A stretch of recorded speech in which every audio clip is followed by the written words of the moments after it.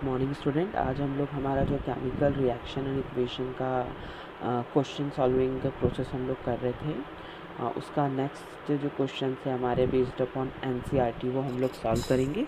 तो last question तक अगर हम लोग देखें तो हम लोगों ने वर्ड रिएक्शन को लिखना और उन्हें बैलेंस करना सीख लिया था। लास्ट रिएक्शन जो मैंने आपको बताई थी वो थी barium chloride upon reaction with aluminium sulphate at form barium sulphate and aluminium chloride. ठीक है, तो ये रिएक्शन हम लोग कर चुके हैं। नाउ नेक्स्ट जो रिएक्शन हमें करना है इसी सीरीज़ के अंदर वो है, अगला जो मेरा क्वेश्चन है वो ये है, हमें फिर से बैलेंस केमिकल इक्वेशन करना है। कुछ रिएक्शन से कुछ स्टेटमेंट है जिन्हें हमें बैलेंस केमिकल इक्वेशन में कन्वर्ट करना है। ठीक है, तो फर्स्ट हमारा जो स्टेटमेंट वो है, देखिए आप वर्ड्स पे ध्यान दीजिए क्योंकि कई बार पूरी स्पेलिंग में नहीं लिख पाऊंगी। तो कैल्शियम हाइड्रोक्साइड, ठीक है, when calcium hydroxide react with carbon dioxide, है ना, ये रिएक्शन के बाद क्या देगा, तो upon reaction it produce calcium carbonate plus water. ठीक है, ये वर्ड रिएक्शन है जिन्हें मुझे फार्मूलाज में कन्वर्ट करना है और साथ में ही बैलेंस करना है। तो कैल्शियम हाइड्रोक्साइड क्या फार्मूला होगा, देखिए कैल्शियम और ये हो गया हमारा hydroxide plus carbon dioxide. Carbon dioxide का फार्मूला नोन ही है हमारे लिए। जब ये दोनों कंपोनेंट आपस में रिएक्ट करते हैं तो हमें मिलता है कैल्शियम कार्बोनेट प्लस वाटर। ठीक है, अब इस रिएक्शन को आप बैलेंस करके देखिए कैल्शियम 1 है, कैल्शियम 1 है, कार्बन 1 है, कार्बन 1 है, 2 ऑक्सीजन यहाँ है, 2 ऑक्सीजन यहाँ है, तो 4 हो गए, जबकि यहाँ पर 2 ही हैं। हाइड्रोजन यहाँ पर 2 हैं, यहाँ पर भी हाइड्रोजन 2 है, बट ऑक्सीजन बैलेंस नहीं है। तो ऑक्सीजन को बैलेंस करने के लिए हमें क्या करना पड़ेगा, हमें यहाँ पर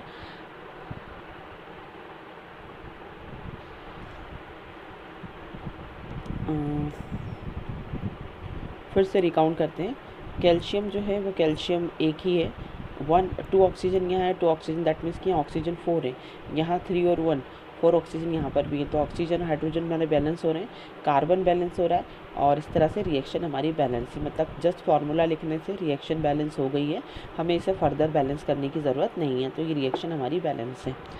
नाउ नेक्स्ट हमें बताया गया है when zinc react with silver nitrate. मेरा अगला क्वेश्चन है, when zinc react with silver nitrate it form zinc nitrate and silver. ठीक है, अब देखिए ये रिएक्शन जो है वो हमारी एक्टिविटी सीरीज पर डिपेंड करती है, क्योंकि जिंक जो है वो मोर रिएक्टिव है सिल्वर के कंपैरिजन में, जिंक ज़्यादा रिएक्टिव है। तो क्या रिएक्शन होगी, तो फार्मूला लिखेंगे यहाँ सिंपल जिंक है तो सिंबल, सिल्वर नाइट्रेट का फार्मूला होता है AgNO3। ये रिएक्ट करके बनाएगा जिंक नाइट्रेट प्लस इस रिएक्शन में जो सिल्वर है वो प्रेसिपिटेट हो जाएगा। रिएक्शन बैलेंस है हमारी, हमें इसे बैलेंस नहीं है, हमें बैलेंस करना पड़ेगी। देखिए जिंक और नाइट्रेट, जब नाइट्रेट का फार्मूला लिखेंगे तो फार्मूला ऐसा होगा। क्यों ऐसा होगा ये भी हम लोग समझें, क्योंकि जिंक की वैलेंसी होती है +2 और नाइट्रेट की जो होती है वो होती है -1। क्रिस क्रॉस करा तो फार्मूला बन गया हमारा जिंक नाइट्रेट। तो नाइट्रेट के 2 आयन लग रहे हैं, इसलिए AgNO3 में भी हमको 2 लगाना पड़ेगा। जब यहाँ 2 Ag है तो इसको भी हमें बैलेंस करना पड़ेगा। ठीक है, तो ये हमारी बैलेंस केमिकल रिएक्शन हो गई। नाउ थर्ड रिएक्शन की हम लोग बात करें तो देखिए थर्ड रिएक्शन हमें क्या बता रही है। थर्ड रिएक्शन है when aluminium react with copper chloride it form aluminium chloride and copper. When aluminium react with copper chloride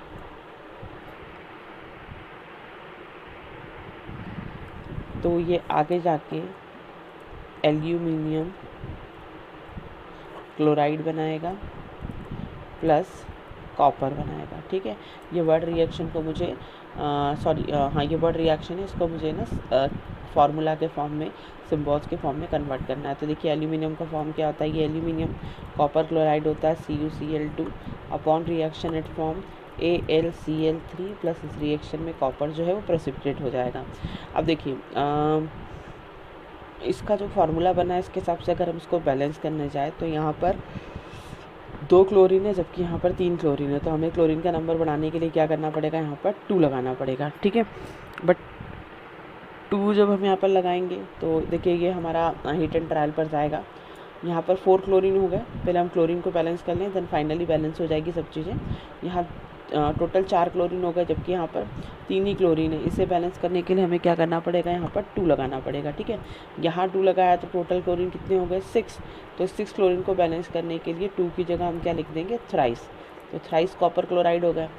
reaction करने पर ट्वाइस AlCl3 बन ही रहा है, कॉपर भी बन रहा है, प्लस यहाँ पर एल्यूमिनियम भी बन रहा है। अब देखिए यहाँ 2 एल्यूमिनियम है, आप इसके आगे 2 लगा दें, यहाँ 3 कॉपर है, आप इसके आगे 3 लगा दें, तो इस तरह से रिएक्शन हमारी बैलेंस हो जाएगी, ठीक है। तो ये रिएक्शन हमने यहाँ पर बैलेंस की।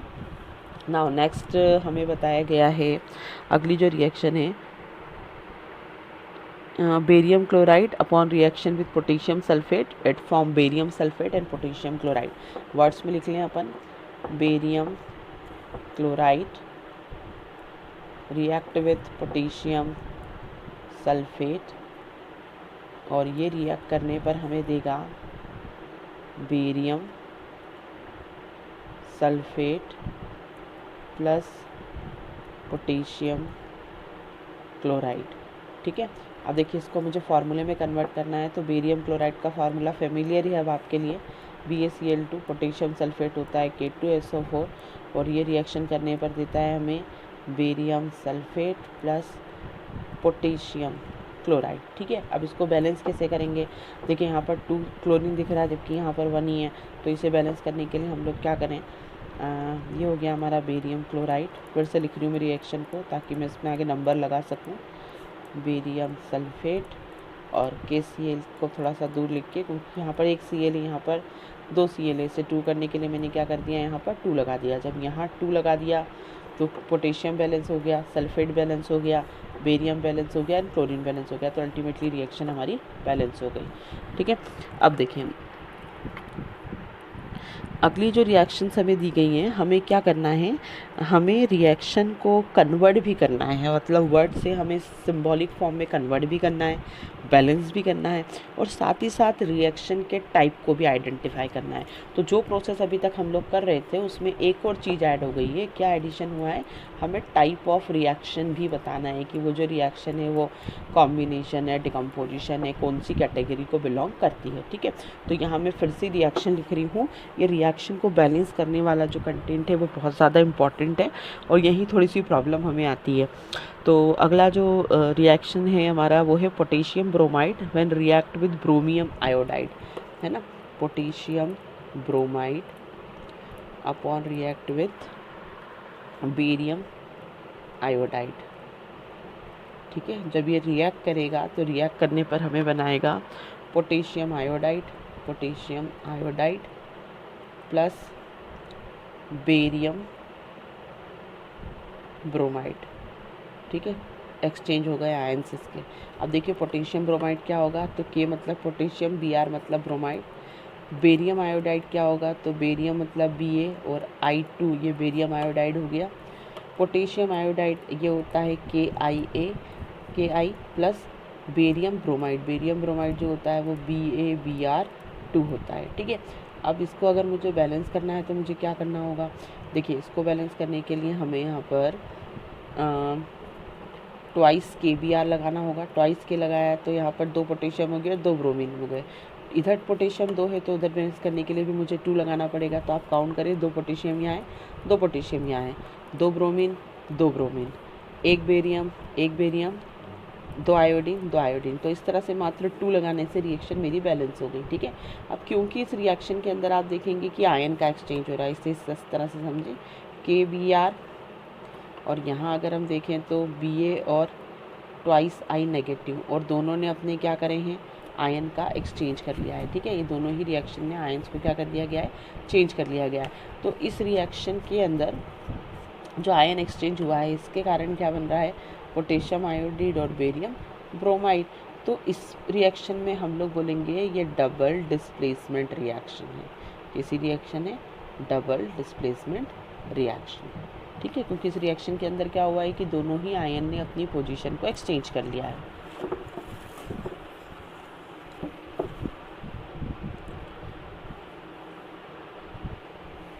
चलिए इसके बाद अगली रिएक्शन हम लोग देखते हैं। अगली रिएक्शन क्या होगी यहाँ पर। अगली रिएक्शन जो है वो बताई गई है, zinc carbonate upon reaction produce. देखिए इजी सी रिएक्शन है, जिंक कार्बोनेट, ये रिएक्शन करने पर zinc oxide plus carbon dioxide release करता है। ठीक है, तो जिंक कार्बोनेट का फॉर्मूला हमें पता है, जिंक कार्बोनेट ये हम हीट कर रहे हैं और हमें दे रहा है zinc oxide plus carbon dioxide. तो देखिए एक कंपोनेंट है जो टूट कर या हीट करने पर दो कंपोनेंट में कन्वर्ट हो रहा है, तो इस तरह की जो रिएक्शन होती है वो कहलाती है डिकम्पोजिशन रिएक्शन। ठीक है, ये रिएक्शन कहलाएगी डिकम्पोजिशन। यहाँ हमें सिंबल दिया गया है या कई बार नहीं भी दिया जाता है, तो कभी भी हीट, लाइट, इलेक्ट्रिसिटी की प्रेजेंस में रिएक्शन होती है जिसमें कि कंपोनेंट ब्रेक होकर अपने से ज़्यादा रिएक्टेंट बनाता है, तो वो कैटेगरी होती है डिकम्पोजिशन रिएक्शन। अब देखिए अगली रिएक्शन की हम लोग बात करें, इसी कैटेगरी में अगली रिएक्शन है हमारी, रिएक्शन है जब हाइड्रोजन रिएक्ट करता है क्लोरीन से तो हाइड्रोजन क्लोराइड बनेगा। बहुत ही सिंपल रिएक्शन है। When hydrogen react with chlorine it form hydrogen chloride, it form hydrogen chloride. ठीक है, तो ये हो गया H2, ये हो गया Cl2 और यहाँ बन रहा है HCl। अब देखिए H2 और Cl2 मैंने डायरेक्टली कैसे लिख दिया, क्योंकि ये जो है ये रियल मैनर में चलने वाली रिएक्शन होती हैं और hydrogen exist in molecular form, similarly chlorine also exist in molecular form, तो मैंने दोनों का मॉलिक्यूलर फॉर्म ही लिखा है और दोनों को जब बैलेंस करूँगी तो इसके फ्रंट में लग जाएगा 2। तो काफ़ी सिंपल सी रिएक्शन थी। अब क्योंकि A प्लस बी कंबाइन होकर प्रोडक्ट बना रहे हैं ना, मैंने वर्ड बोला A plus B reactant combine होकर प्रोडक्ट बना रहे हैं, दैट्स वाई ये एग्जांपल हो गया यहाँ पर कॉम्बिनेशन रिएक्शन का। जब रिएक्टेंट ज़्यादा और प्रोडक्ट का नंबर कम होता है तो रिएक्शन का टाइप होता है यहाँ पर कॉम्बिनेशन रिएक्शन। ठीक है, नाउ नेक्स्ट हमें बताया गया है magnesium plus hydrochloric acid. Magnesium यहाँ किससे रिएक्शन कर रहा है, हाइड्रोक्लोरिक एसिड से, हाइड्रोक्लोरिक एसिड से रिएक्शन कर रहा है। तो ये रिएक्शन करके बनाएगा मैग्नीशियम क्लोराइड प्लस इस रिएक्शन में हाइड्रोजन गैस जो है वो रिलीज़ हो रही है। ठीक है, तो अब देखिए मैग्नीशियम मतलब Mg, हाइड्रोक्लोराइड मतलब क्या होता है HCl, ये रिएक्शन करके बना रहा है MgCl2 और इस रिएक्शन में रिलीज़ हो रही है हाइड्रोजन गैस। ठीक है, अब देखिए यहाँ क्लोरीन 2 है जबकि यहाँ 1 ही है, तो आप इसके आगे 2 लगा दें, जब यहाँ 2 लग गया तो रिएक्शन अपने आप बैलेंस हो गई। मैंने कैसे आसानी से MgCl2 लिख दिया, तो इसमें भी इसकी वैलेंसी का रोल है। Mg जो है उसकी वैलेंसी +2 होती है जबकि क्लोरीन की वैलेंसी -1 होती है। आपने क्रिस क्रॉस करा, फार्मूला बन गया MgCl2। ठीक है, तो ये हमारी रिएक्शन हुई। नाउ नेक्स्ट रिएक्शन की हम लोग बात करें यहाँ पर, देखिए नेक्स्ट रिएक्शन में लिख रही हूँ, ये क्वेश्चन हमारा यहाँ पर अभी ख़त्म हुआ। अगला जो क्वेश्चन है हमारा वो है एक्सोथर्मिक और एंडोथर्मिक रिएक्शन से आप क्या समझते हैं ना। क्वेश्चन है what do you mean by exothermic and endothermic reaction, इन्हें हमें एक्सप्लेन करना है विथ एग्जांपल। तो देखिए एक्सोथर्मिक वर्ड से ही हमें पता चलता है those reaction in which heat releases. ठीक है, those reaction in which heat releases, in which heat releases मतलब जब वो रिएक्शन रन होती है तो उस प्रोसेस के दौरान हीट जो है वो रिलीज़ हो जाती है। ठीक है, मतलब उस रिएक्शन को करने के लिए हमें हीट देने की रिक्वायरमेंट नहीं है, ऑलरेडी रिएक्टेंट के पास में सफिशिएंट हीट है ताकि वो अपने आप को प्रोडक्ट में कन्वर्ट कर सके।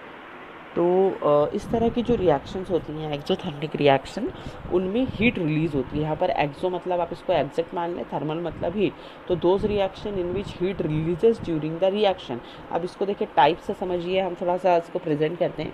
सपोज़ करो यहाँ पर हमारे पास रिएक्टेंट है और इससे आगे जाकर क्या बन रहा है, प्रोडक्ट बन रहा है। ठीक है, तो जब रिएक्टेंट से प्रोडक्ट बनता है तो इस प्रोसेस के दौरान जो रिएक्टेंट है वो लगातार अपनी हीट का क्या कर देता है, यहाँ पर लॉस कर देता है। ठीक है, तो हम ये बोल सकते हैं कि इस कंडीशन में रिएक्टेंट के पास हाई अमाउंट की हीट होती है। यहाँ रिएक्टेंट के पास में हीट का अमाउंट कैसा है, ज़्यादा है, जबकि जब प्रोडक्ट बनता है तो यही अमाउंट क्या हो जाता है, हीट का डिक्रीज़ हो जाता है। ठीक है, आप इसको ऐसे भी समझ सकते हैं कि रिएक्टेंट जो है वो हॉट होता है, उसके पास एनर्जी ज़्यादा है, जबकि प्रोडक्ट जो बनता है वो कंपेरेटिवली कूल बनता है। ठीक है, इन एक्सोथर्मिक रिएक्शन। ठीक है, इसको अगर छोटे से डायग्राम के फॉर्म में अगर मैं प्रेजेंट करूँ, अगर सपोज़ करो यहाँ पर हम टेम्परेचर की बात कर लें। ठीक है, ये एक्सोथर्मिक रिएक्शन की बात कर रही हूँ, यहाँ से यहाँ जाने पर टेम्परेचर बढ़ता है, तो जो रिएक्टेंट है उस रिएक्टेंट की हीट हाई होती है, पर जब प्रोडक्ट बनता है उसका, तो प्रोडक्ट की हीट क्या हो जाती है, कम हो जाती है। ये इंडिकेट कर रहा है हाई टेम्परेचर, जबकि ये इंडिकेट कर रहा है लो टेम्परेचर। तो ये मेरा प्रोडक्ट है और ये मेरा यहाँ पर रिएक्टेंट था। ठीक है, तो इस तरह का चेंजेस जो है वो एक्सोथर्मिक रिएक्शंस में आते हैं। अगर मैं इसकी एग्जाम्पल की बात करूँ तो देखिए, एक्सोथर्मिक रिएक्शन का अगर मैं एग्जाम्पल लूँ तो एक बहुत अच्छी रिएक्शन है हमारे पास, जब हम लोग क्विकलाइम का यूज़ करते हैं। यहाँ हम लिख रहे हैं CaO, quicklime, upon reaction with water molecule it form slaked lime, calcium hydroxide. ठीक है, तो कैल्शियम हाइड्रोक्साइड का जो फॉर्मेशन होता है, तो इस रिएक्शन में हाई क्वांटिटी में हीट रिलीज़ होती है। ठीक है, जो रिएक्शन की हम लोग बात कर रहे हैं ये हाईली एक्सोथर्मिक रिएक्शन है। आपने कभी ऑब्जर्व किया होगा कि जो चूना होता है, जो हम लोग वाइट वॉशिंग के लिए यूज़ करते हैं, उसे अगर आप पानी में डालते हैं तो पानी में डालते से कुछ सेकंड्स के अंदर ही इतना रैपिड हीट रिलीज़ होता है कि पानी अपने आप उबलना शुरू हो जाता है। अब पानी को उबलने में कितनी हीट चाहिए हम लोगों को पता है, बट वही हीट किसके पास प्रेजेंट है, रिएक्टेंट मॉलिक्यूल के पास। जब वो वाटर से रिएक्ट करेगा तो अपने आप एक कूल प्रोडक्ट बनेगा, मतलब इस रिएक्शन के दौरान लॉट्स ऑफ हीट जो होगी वो यहाँ पर से रिलीज़ हो जाएगी। इसका एस्टिमेशन अगर मैं निकालूँ तो 15,000 किलो कैलोरी पर मोल। ठीक है, यानी कि एक मोल में 15,000 किलो कैलोरी हीट रिलीज होती है। तो हाईली एक्सोथर्मिक रिएक्शन होती है, reaction of quicklime with water और स्लैकलाइम का फॉर्मेशन। ठीक है, ये मैंने एग्जांपल दिया आपको एंडोथर्मिक रिएक्शन का। अब देखिए एंडोथर्मिक रिएक्शन, एक्सोथर्मिक रिएक्शन मैंने बताया है, अब मैं आपको एंडोथर्मिक रिएक्शन बताती हूँ। तो endothermic reaction is name indicate वो रिएक्शन जिसमें एनर्जी का एब्जॉर्प्शन होता है, और जिस रिएक्शन के कंप्लीशन में, प्रोडक्ट फॉर्मेशन में हमें एनर्जी की डिमांड होती है। या इन अदर वर्ड्स अगर हम लोग कहें कि वो रिएक्शन जो कि विदाउट एनर्जी सप्लाई कंप्लीट नहीं हो सकती, तो वो रिएक्शंस हमारी कहलाती हैं यहाँ पर एंडोथर्मिक रिएक्शन। अब देखिए एंडोथर्मिक रिएक्शन में अगर मैं एक्सप्लेन करूँ इसको विद एग्जांपल, एंडोथर्मिक रिएक्शन। अब देखिए एंडोथर्मिक रिएक्शन में, एंडो मतलब होता है इनसाइड, अंदर, तो इसमें जो रिएक्टेंट होते हैं इनको जब हमें प्रोडक्ट में कन्वर्ट करना होता है। ठीक है, तो रिएक्टेंट के पास में जो एनर्जी है वो एनर्जी का अमाउंट कैसा रहेगा, लो। ठीक है, इसको ऐसा समझिए कि एनर्जी, रिएक्टेंट को प्रोडक्ट में कन्वर्ट करने के लिए एक हिल को क्रॉस करना है, एक बैरियर को क्रॉस करना है। तो इस बैरियर को क्रॉस करने के लिए क्या चाहिए, उसे एनर्जी चाहिए। तो एनर्जी जो है वो किससे लेगा, आउटर मीडियम से लेगा। ठीक है, एनर्जी किससे लेने वाला है, वो किसके, आउटर मीडियम से।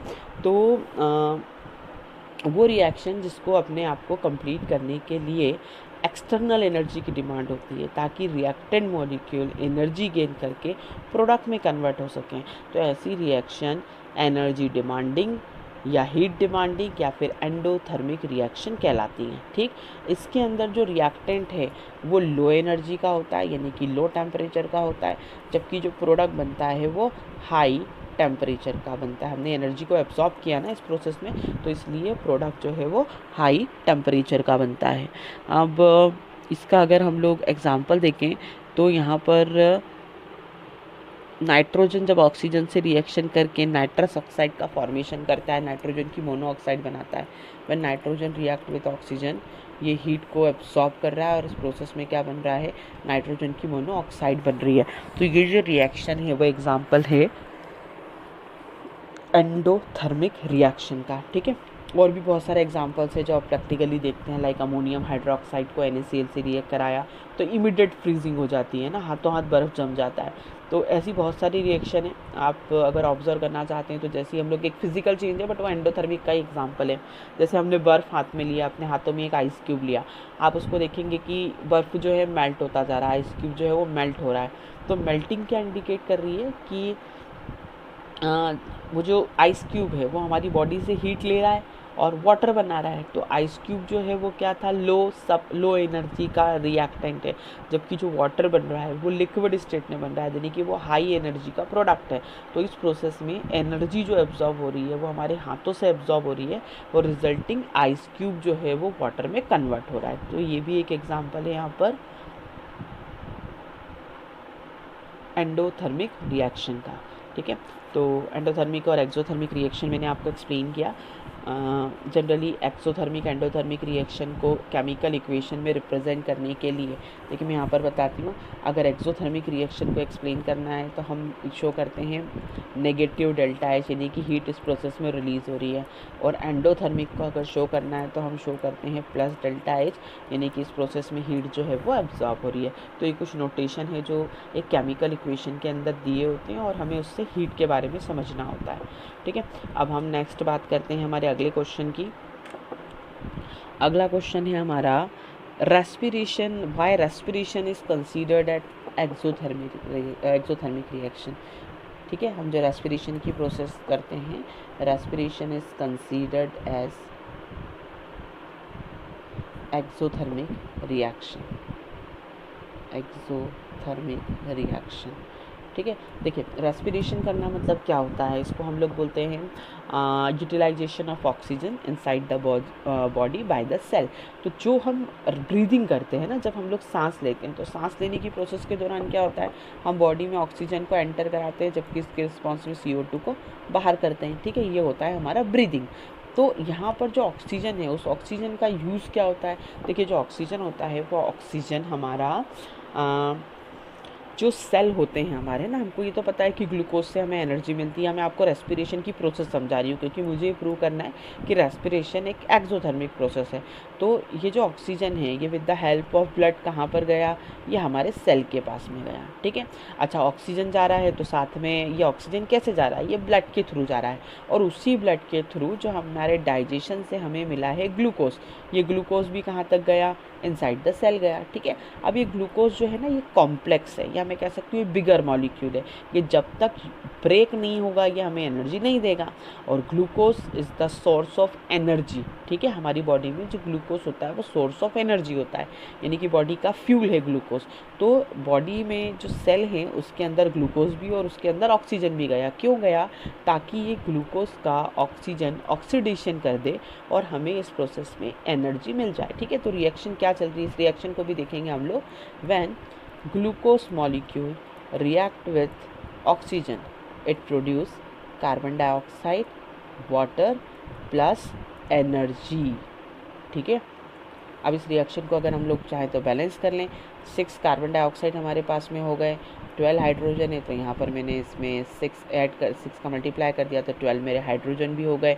और अगर मैं ऑक्सीजन को बैलेंस करूँ तो यहाँ 12 है, 12 और 6 हो गए 18, तो 6 तो ऑलरेडी है ही मेरे पास में यहाँ पर। और अगर मुझे इसको बैलेंस करना है तो मैं 6 यहाँ पर भी लगा दूँ ऑक्सीजन साइड पर, तो ये भी क्या हो गया, मेरा बैलेंस हो गया।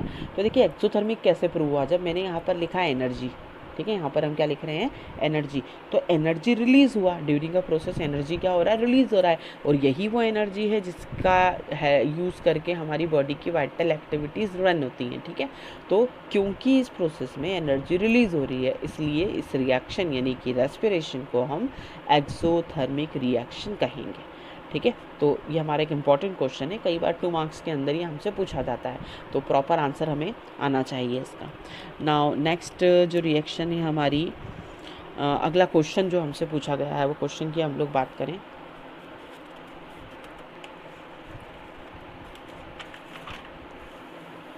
अगला क्वेश्चन है कि जो डिकम्पोजिशन रिएक्शन होती है ना, हम लोग अभी जस्ट पढ़ा है हमने कि डिकम्पोजिशन रिएक्शन क्या होती है। Decomposition reaction is always opposite to that of combination reaction. है ना। Decomposition reaction is always opposite to that of combination reaction. जितनी भी कॉम्बिनेशन रिएक्शन है उनसे बिल्कुल विपरीत, बिल्कुल अपोजिट क्या होती हैं, डिकम्पोजिशन रिएक्शन होती हैं। तो डिकम्पोजिशन रिएक्शन जो है वो क्यों अपोजिट होती है, तो पहले हम इसको समझें थे कि हमको दोनों को ऑब्जर्व करना ज़रूरी है। इसमें अगर हम लोग डिफ़ाइन कर लें दोनों रिएक्शन को तो अच्छा होगा। देखिए, डिकम्पोजिशन रिएक्शन वो रिएक्शन होती है जिसमें कि कंपाउंड ब्रेक होकर दो या दो से ज़्यादा सब्सटेंस का फॉर्मेशन करता है, ठीक है। मतलब ये रिएक्शन जो होती है इसमें सोर्स ऑफ एनर्जी हमें चाहिए ताकि हम लोग किसी कंपोनेंट को तोड़कर प्रोडक्ट में कन्वर्ट कर सकें या दो से ज़्यादा सब्सटेंस बना सकें, ठीक है। जैसे हम एग्जांपल लें, यहाँ पर हम डिकम्पोजिशन का एग्जांपल ले रहे हैं। जो वर्ड्स मैंने कहा है, हमारे पास ये एक कंपोनेंट है, हम हीट एनर्जी का यूज़ करके उसे यहाँ पर प्रोडक्ट में कन्वर्ट कर रहे हैं, यानी कि एक कंपोनेंट को तोड़कर बी और सी प्रोडक्ट का फॉर्मेशन कर रहे हैं, ठीक है। तो जब ऐसा कंडीशन होता है जिसमें रिएक्टेंट ब्रेक होकर, है ना, in presence of any source of energy break होकर प्रोडक्ट का फॉर्मेशन करता है, बी और सी कंपोनेंट का फॉर्मेशन करता है, तो ये रिएक्शंस हमारे डिकम्पोजिशन रिएक्शन कहलाती है, ठीक है। उससे जस्ट अपोजिट यहाँ पर कॉम्बिनेशन रिएक्शन होती है। देखिए, कॉम्बिनेशन रिएक्शन में क्या होता है, यहाँ पर ए और बी कंपोनेंट कंबाइन होकर सी प्रोडक्ट का फॉर्मेशन करते हैं, तो ये रिएक्शन हमारी क्या कहलाती है, कॉम्बिनेशन रिएक्शन। अब देखिए, ए और बी कंपोनेंट कंबाइन होकर सी बना रहे हैं, यानी कि ये जो रिएक्शन होती है इसमें अपोजिट हो रहा है। आप देख रहे हैं यहाँ जो प्रोडक्ट बन रहा है वो बी और सी, यानी कि दो प्रोडक्ट बन रहे हैं, जबकि यहाँ रिएक्टेंट ही कैसे हमारे दो हैं, ठीक है। तो जो इस तरह की रिएक्शन हमारी होती है जिसमें रिएक्टेंट जो है वो कम होते हैं, अपोजिट डिकम्पोजिशन रिएक्टेंट जो है कम जबकि प्रोडक्ट ज़्यादा होता है, तो वो रिएक्शन बिलोंग करती है किसको, डिकम्पोजिशन कैटेगरी को। और जिसमें रिएक्टेंट ज़्यादा होते हैं और प्रोडक्ट कम होते हैं तो वो बिलोंग करती है कॉम्बिनेशन रिएक्शन को। तो क्योंकि दोनों के अंदर रिएक्टेंट या प्रोडक्ट का जो रेशो है वो एक दूसरे से जस्ट अपोजिट होता है, इसलिए डिकम्पोजिशन रिएक्शन जो है वो जस्ट अपोजिट होती हैं कॉम्बिनेशन रिएक्शन से, ठीक है। कॉम्बिनेशन रिएक्शन का भी मैं आपको एग्जांपल बता दूं यहाँ पर, when calcium oxide react with water then it form calcium hydroxide, ठीक है। देख लिया, अपोजिट हो गया। यहाँ वन रिएक्टेंट टू प्रोडक्ट, यहाँ टू रिएक्टेंट वन प्रोडक्ट, तो जस्ट अपोजिट कंडीशन है। That's why decomposition and combination reaction both are vice versa to each other. चलिए, अब नेक्स्ट क्वेश्चन है हमारा, ये इंपॉर्टेंट क्वेश्चन है, ये अगेन डिकम्पोजिशन रिएक्शन पर ही हमसे पूछा गया है। हमें प्रूव करना है, हमें इक्वेशन देनी है, केमिकल इक्वेशन देनी है जिसमें ये प्रूव करना है कि जो डिकम्पोजिशन रिएक्शन है वो by the means of heat, by the means of light और by the means of electricity हो सकती है, ठीक है। तो डिकम्पोजिशन मैंने जस्ट डिफाइन करा है आपको, तो कुछ केमिकल इक्वेशन में दूँ जो कि अलग अलग सोर्स की प्रेजेंस में यहाँ पर हो रही है। देखिए, जो एग्ज़ाम्पल है हमारा वो एग्ज़ाम्पल क्या होगा, पहली रिएक्शन डिकम्पोजिशन रिएक्शन जो है जो इन प्रेजेंस ऑफ हीट हो रही है ना, कोई सोर्स ऑफ एनर्जी कुछ भी हो सकता है, तो पहला सोर्स ऑफ एनर्जी में हीट यूज़ कर रही हूँ। तो जब मैं कैल्शियम कार्बोनेट यानी कि लाइम स्टोन को हीट करती हूँ अराउंड 1000 डिग्री सेंटीग्रेड पर, देन ये calcium oxide plus carbon dioxide का फॉर्मेशन कर रहा है। तो क्योंकि डिकम्पोजिशन हीट की प्रेजेंस में हुआ है ना, इस तरह की रिएक्शन को थर्मोलाइटिक रिएक्शन बोलते हैं। इस तरह की रिएक्शन क्या कहलाती है, थर्मोलाइटिक रिएक्शन। थर्मो मतलब हीट, लाइट मतलब टू ब्रेक, तो ब्रेकिंग हुई इन प्रेजेंस ऑफ हीट। तो ये मेरा पहला एग्जांपल हो गया। सेकंड जो रिएक्शन है वो ये है जिसमें हम लोग सिल्वर क्लोराइड को, ये मेरे पास सिल्वर क्लोराइड है इन प्रेजेंस ऑफ सनलाइट, ठीक है, ये सिंबल भी हम यूज़ कर सकते हैं HNu।